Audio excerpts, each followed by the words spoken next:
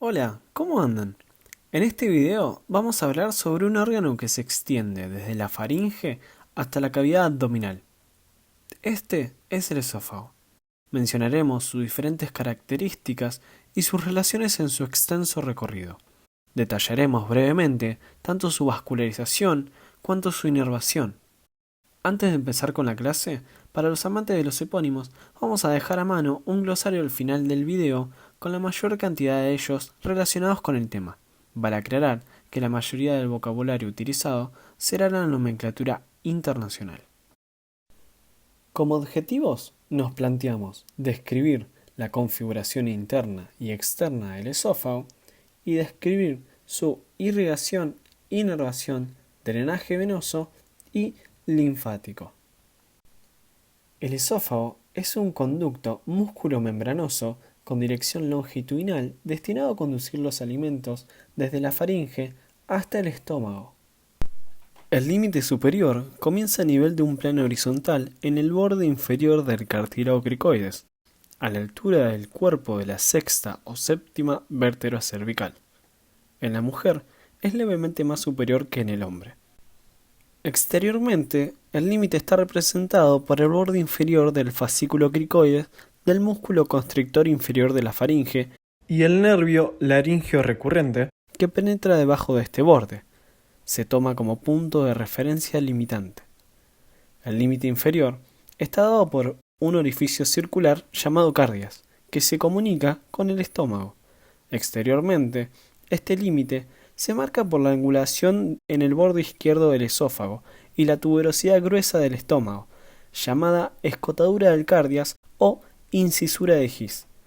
El cardias está anterior y del lado izquierdo de la décima o de la undécima vértebra torácica, y se proyecta hacia anterior sobre la pared esternocostal, en el punto en el que el séptimo cartílago costal izquierdo se articula con el esternón.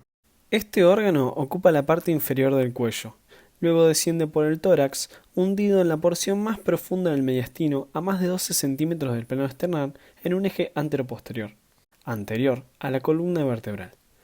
Recorre la extensión del tórax y atraviesa por el anillo esofágico, desembocando en el abdomen e introduciéndose casi inmediatamente en el estómago. Son pocos centímetros su recorrido abdominal. Se puede distinguir 4 porciones. Una porción superior o cervical, que está limitado por el cartílago cricoides hacia superior y hacia inferior por la horquilla esternal. Una segunda porción, que es la porción media torácica, donde se prolonga hasta el diafragma. La tercera porción es la porción diafragmática, que corresponde a la relación que tiene con el anillo diafragmático. Y por último, una cuarta porción que es inferior abdominal, que se extiende desde el diafragma hasta el cardias del estómago. El esófago presenta una dirección casi rectilínea. A medida que va descendiendo se va separando más de la columna, lo que no quiere decir que no tenga relación con ella. Hacia anterior presenta ciertas inflexiones. Luego de su salida de la faringe se inclina ligeramente hacia la izquierda de la primera a la cuarta vértebra torácica, ocupando el plano medio prevertebral, y aquí se desvía hacia la derecha, dejando lugar a la aorta. Alcanza el lado izquierdo de la columna vertebral nuevamente a partir de la séptima vértebra torácica, dirigiéndose hacia el estómago. Así, el esófago presenta dos curvaturas, una curvatura superior, que tendría una convexidad mirando hacia la izquierda, y una curvatura inferior, que tendría una convexidad hacia la derecha. El esófago presenta un medio de fijación hacia superior, representado por la continuidad con la faringe, y otro hacia inferior, dado por el estómago, y los repliegues peritoneales que unen su porción abdominal al hígado y al diafragma, y luego, en toda su longitud, por medio de fascículos de tejido conjuntivo que lo unen a los órganos vecinos. También existen fascículos musculares que parten desde la superficie exterior y que se fijan a la tráquea, a los bronquios, a la aorta y en el anillo esofágico del diafragma. La longitud del esófago es de aproximadamente 25 centímetros y se reparten 5 centímetros para la porción diafragmática, de 2,5 a 3 centímetros para la porción abdominal y el resto es para la porción superior cervical y la porción torácica. Está aplanado de anterior a posterior y esto se ve más acentuado en la parte superior y cuando se relaciona con el corazón. El ancho de su luz varía de 5 a 12 milímetros. El esófago posee tres estrechamientos. Un estrechamiento superior o cricoideo, que se halla a la altura del cartílago cricoides. Posee una longitud de 12 a 15 milímetros y un diámetro de 14 a 15 milímetros. Un estrechamiento medio o aórtico bronquial, que corresponde al contacto con la aorta y el bronquio izquierdo con la parte izquierda del esófago, y se extiende entre 4 a 5 centímetros con un diámetro de 15 a 17 milímetros. Un estrechamiento inferior o diafragmático, que es cuando el esófago pasa por el anillo esofágico. Puede tener una longitud de 1 a 2 centímetros y su diámetro oscila entre 16 a 19 milímetros. Entre estos estrechamientos se encuentran los segmentos dilatados. Existe un segmento dilatado cricoaórtico comprendido entre los dos primeros estrechamientos y un segmento subdiafragmático que se da entre el tercer estrechamiento y el cardias del estómago. El esófago posee una túnica muscular compuesta por dos clases de fibras longitudinales externas y fibras circulares internas. Estos elementos contráctiles están unidos entre sí por medio de un tejido conjuntivo. Las fibras longitudinales se separan de la cara posterior de la laringe por medio de una lengüeta fibrocartilaginosa denominada como tendón de las fibras longitudinales o ligamento suspensorio del esófago. Es triangular y submucoso. Se fija con solidez en la parte superior de la cresta media del cricoides, entre los dos músculos tiroaritenoides posteriores, donde el borde inferior da origen a las fibras descendentes. Estas se dividen en dos cintas laterales, una derecha y otra izquierda, que van descendiendo y se extienden por todo el esófago en forma de abanico. Unas anteriores, que cubren toda la cara anterior, y otras laterales, que se van hacia los laterales y luego hacia posterior. En este camino hay falta de fibras longitudinales en la porción posterior que delimitan una zona triangular por debajo del músculo constrictor de la faringe, en forma de V, compuesto solamente por capas de fibras circulares en la cual se colocan delgadas fibras oblicuas que se continúan hacia superior, insertándose en el constrictor inferior de la faringe. Aquí, desde una vista más alejada, se puede distinguir el músculo constrictor inferior de la faringe y la dicha zona triangular. Además de estas fibras, también existen ciertos números de fibras que se van a insertar tanto en la porción del cricoides como en la aponeurosis de la faringe. También existen fascículos mejor limitados, formando una capa regular por debajo del cricoides, que descienden rodeando por completo el esófago. Esta capa es reforzada en distintos puntos por fascículos procedentes de la tráquea, los bronquios y el diafragma, aumentando el grosor hacia caudal. La capa de fibras circulares rodea horizontalmente el esófago, pero no siempre son estrictamente horizontales. En la mitad inferior se inclinan en el plano horizontal y suelen ser elípticas o espiroidales. Hay un cierto número de fascículos aberrantes que salen hacia la superficie y vuelven a introducirse, habiéndose bifurcado o trifurcado, que provienen de la capa circular, algunos más notables que otros, pudiendo adoptar direcciones rectilíneas, arciformes o contorneadas. Las fibras circulares son más notables en el cuarto superior y posterior, como ya descrito, en la V que se continúa inferior al músculo constrictor de la faringe. Por debajo del cricoides, las fibras longitudinales se desprenden a partir de las fibras circulares y ahí continúan su camino hacia inferior. El primer cuarto del esófago se compone solo por fibras estriadas, tanto en la capa circular como en la longitudinal.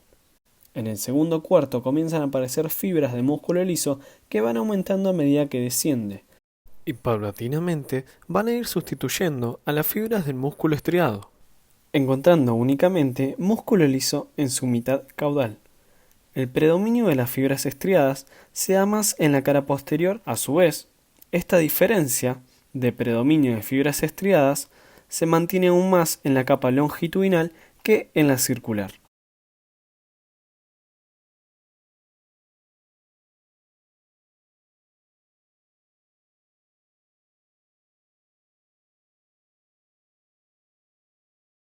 La porción torácica del esófago se extiende desde la sexta cervical hasta la séptima u octava vértebra torácica.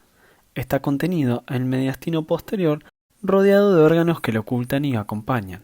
En esta porción se describen dos segmentos, un segmento superior y otro inferior, divididos por el paso del esófago entre dos arcos, el de la aorta en relación con su cara o porción izquierda y el arco de la vena ácidos en la porción derecha.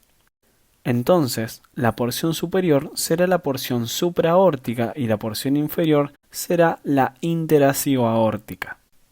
La primera porción del esófago está situada detrás de la tráquea y de ahí el nombre de porción retrotraqueal que a veces se le da a este segmento.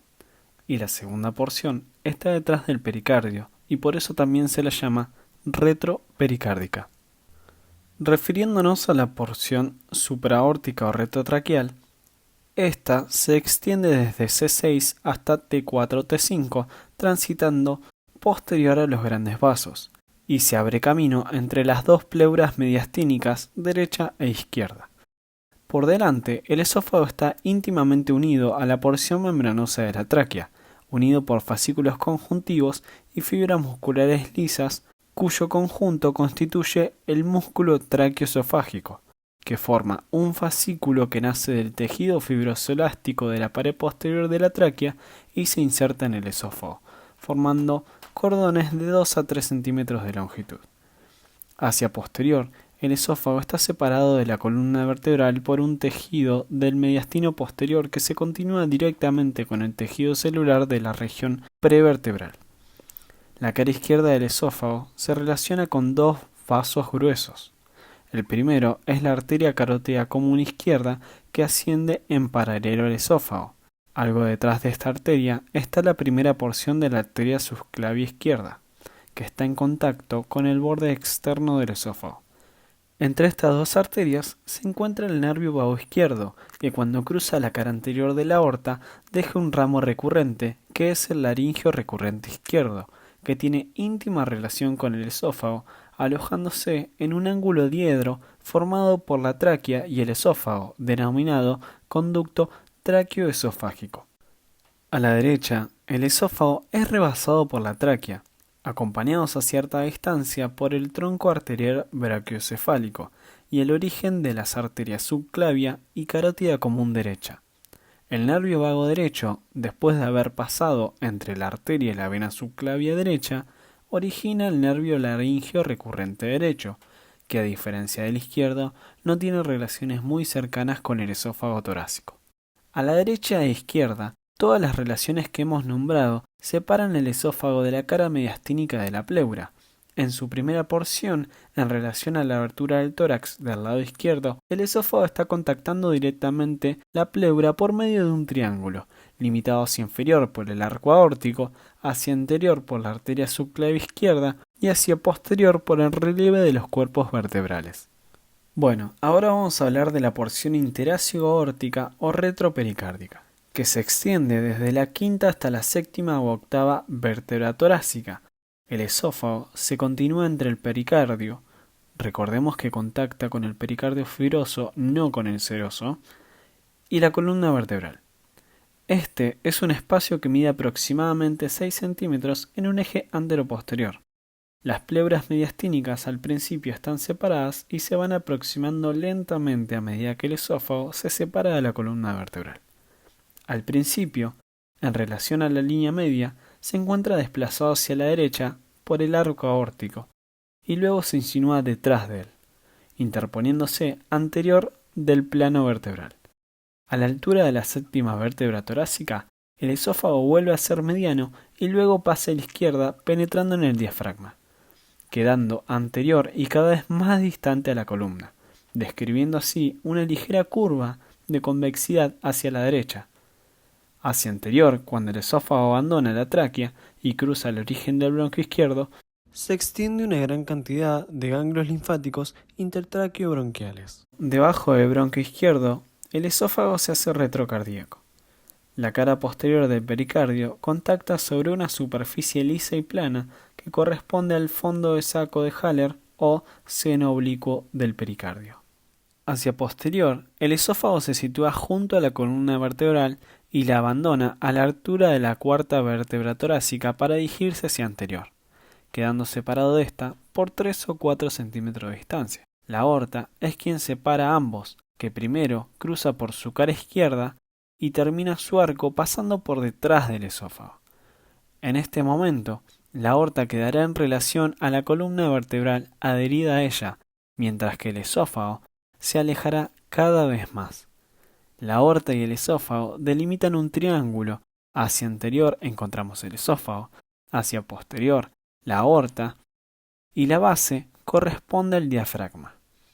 La vena ácidos también es un órgano pegado a la columna vertebral, pero en cambio, esta se sitúa del lado derecho de los cuerpos vertebrales en un plano posterior al esófago. Cruza al lado derecho del esófago dirigiéndose hacia la vena cava superior.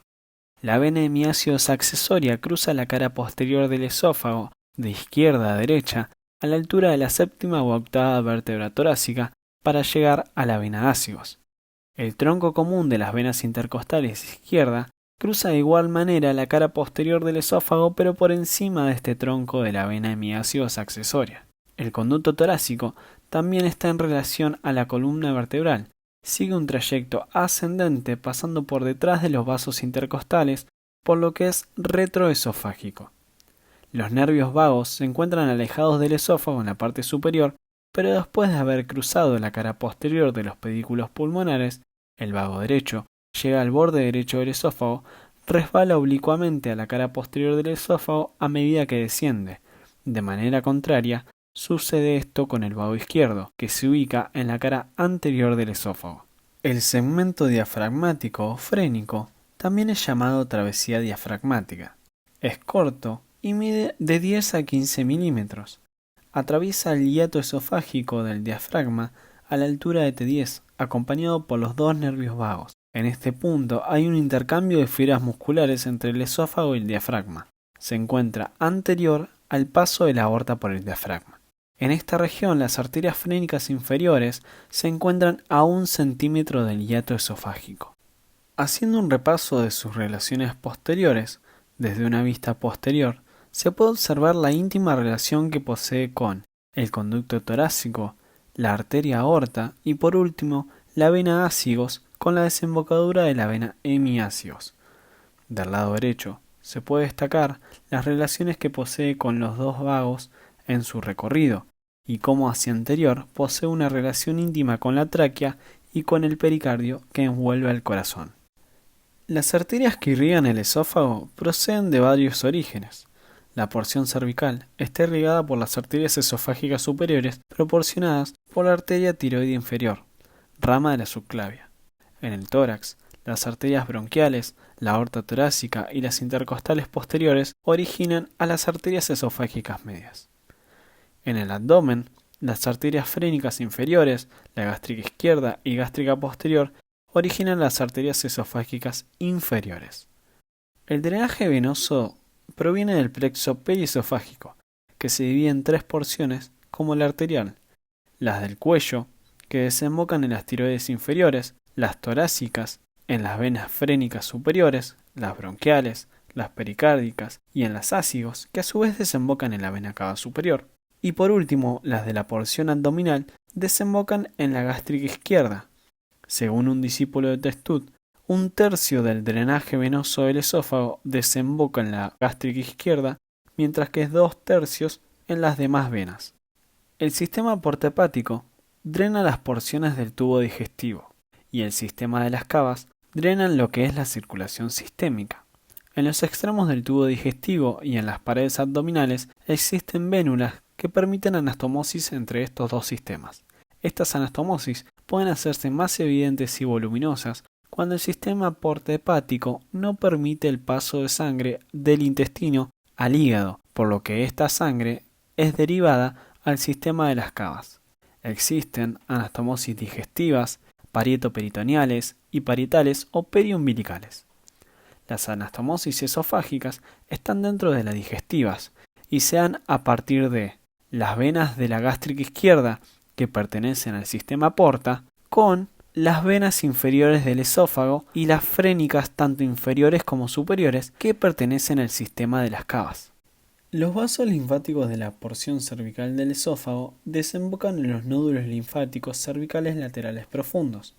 Los de la porción torácica se dirigen a los nódulos linfáticos paratraqueales, traqueobronquiales inferiores y mediastínicos posteriores, y los de la porción abdominal desembocan en los nódulos linfáticos gástricos izquierdos. Los colectores linfáticos discurren de superior a inferior o de inferior a superior a lo largo de la pared esofágica para terminar en los diversos grupos de nódulos linfáticos.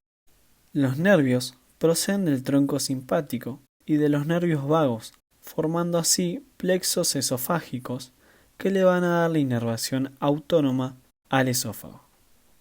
Podemos concluir que el esófago es un conducto muscular que se encarga del paso del bolo alimenticio desde la faringe, en su región cervical, hasta el estómago, en su región abdominal, por lo que es muy importante conocer sus relaciones ya que posee un largo trayecto.